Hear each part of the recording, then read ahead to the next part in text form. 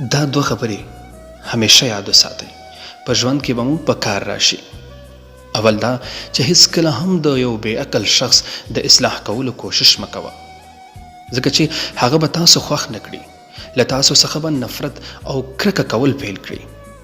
اصلاح همیشه د یو عقلمند انسان وکړه، نه یوازې دا چې هغه به ستاسو مننه او شکریه ادا کړي، بلکې له تاسو سره به مینه او محبت کول هم پیل کړي. دوهمه خبره ده چې که په ژوند کې پرمختګ کول غواړئ نو ریسک واخله، له ننګونو سره ځان مخ کا، تېروتنې وکړه، غلطیانې وکړه. که بهادر او زړور جوړېدل غواړئ نو تکلیفونه وزغمه. تکلیفونه تاسو مضبوطوي، ستاسو همت زیاتوي. که په ژوند کې له رزق اخیستلو، له تېروتنو او غلطۍ کولو څخه ووېرېدئ نو دا یاد ساته چې هیڅکله به هم په ژوند کې پرمختګ ونه کړئ.